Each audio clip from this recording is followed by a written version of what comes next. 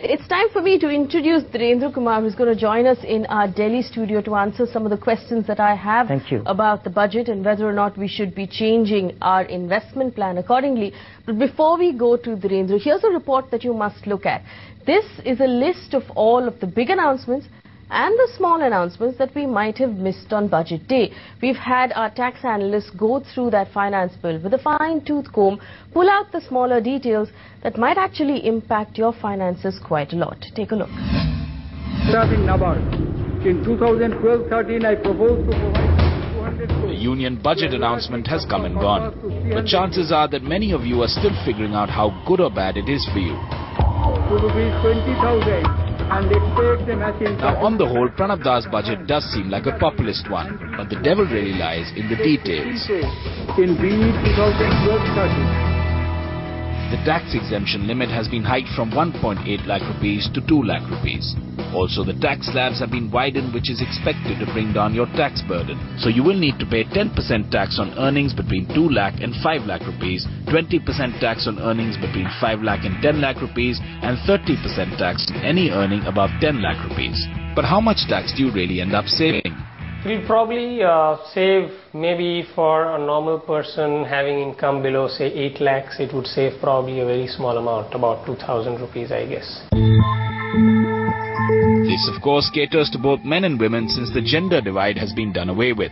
However, senior citizens have been left out of this extra tax benefit. Their tax slabs continue to remain the same as before, though they will not be required to pay any advance tax.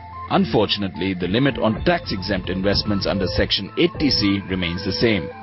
To add to this, the very popular infrastructure bonds will no longer enjoy the tax benefits under Section 80CCF. The provision in regard to infrastructure bond under the existing provisions of the Act itself were such that it was expiring after 31st March 2012. One was hoping that given the kind of requirements for the infrastructure sector, that provision would be extended, especially because it's worked well, and therefore that benefit would have continued. Unfortunately, however, the budget is not providing for an extension of that provision. Infra bonds are not the only ones to face the brunt of the budget.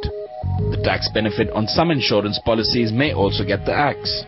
Only policies where the annual premium does not exceed 10% of the sum assured will be eligible for tax deductions. Any excess premium paid will be taxed. It doesn't end there. Any maturity proceeds you receive from a policy issued after the 1st of April 2012 may also lose its tax benefits. As you know, right now, any premium which you pay on the life insurance, right now you can claim it as a deduction under Section 80C. And under Section 80C, we have a limit of 1 lakh rupees for various kind of investment, including life insurance, including public provident fund, including recognized provident fund, 5-year bank deposits, etc. Within this limit, there is also allowability for the life insurance premium. But there is one condition, that the premium should not exceed 20% of the sum assured. In this budget, they have lowered that to 10%. So that means that if you pay a premium which is more than 10% of the sum assured, then the deduction will be only allowed up to 10% of the sum assured. Your health insurance, on the other hand, has benefited from the budget. While the tax deduction limit on your health insurance remains the same, you now get an additional 5,000 rupees tax-free on your health checkups. So this 5,000 is in addition to the normal Mediclaim insurance premium which you are allowed as a deduction. This is a further deduction that you get. Now, considering the state of the fiscal deficit, the finance minister had no choice this year but to bring black money back under the tax radar. And your gold purchases will be the first to suffer. At present, a lot of jewelry purchases happen in cash. And one of the changes in this budget 2012 which has been proposed, that the person who is selling the jewelry, so it could be retail showroom, it could be manufacturer, if he is selling the jewelry in cash for more than rupees 2 lakhs, he needs to collect a tax of 1% from the buyer and pay it to the government. However, if the payment is made by check, then there is no need to have this tax collected. The FM definitely played it safe with the budget this year. There were bouquets and brickbats in equal proportions. Now it really is up to you and me to make the most of it. Right, so those were the fine print details inside the finance bill. Dhirendra, I want to bring you in here. There are obviously some details there that will really affect our finances. First of all, those infrastructure bonds are not available to us this year. We know the Rajiv Gandhi equity scheme is available only for first-time equity investors. Do you think that as an investor we should be changing our portfolios in any way given what we heard in the budget? No, not at all. In fact, this is, moving back and forth on our tax laws, which has a bearing on our investment plan. That is unfortunate, and that is what exactly what DTC was supposed to do, which has been postponed for another year.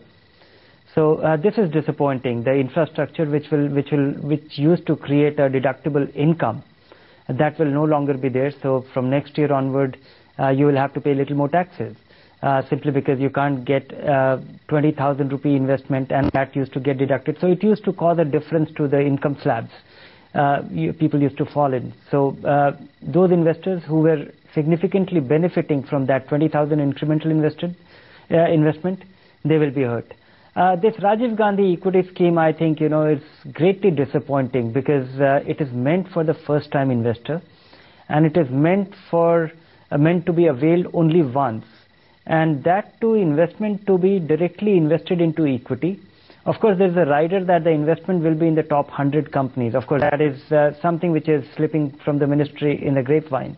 But assuming all this is true, and some of it finds a mention in the speech of the finance minister, then it's greatly disappointing, because a person who has no idea, has never experienced equity, and gets started, opens a Demat account, invests for the first time, and goes about investing 50,000 rupee, and that's it. I think people should not invest in Rajiv Gandhi equity scheme. They should give it a pass if the format or the structure is like this, because this is a recipe of disaster. It will be a case where you get a tax break on 50,000 rupee and you lose your capital. It will be an unplanned investment, and the tax break is not of a kind, and with a 3-year lock-in, which to my mind is quite shocking, because you invest in equity directly, but you can't manage it. Even if just in case you want to intervene, you see something happening, you come across a news and you want to diversify, you want to rebalance, you can't do any of those. All right, the important thing for us to remember about the Rajiv Gandhi equity scheme is that you have to invest 50,000 rupees a year, and you'll only save a maximum of 5,000 rupees a year on taxes. Dhirendra, the other big change is in our life insurance policies. Now, thankfully, this starts only from the 1st of April. So if the premium you pay is more than 10% of your sum assured, the money that you get back from the policy at the end on maturity will be taxed as an income. How important is this, Dhirendra? Should we all just start using term insurance policies now? Yeah, absolutely. That was one of the USP of the life insurance, that you were not hurt when you collected all the redemption proceeds. From that standpoint, it is a significant thing. The good thing in this law is that it is not effective on a retrospective basis.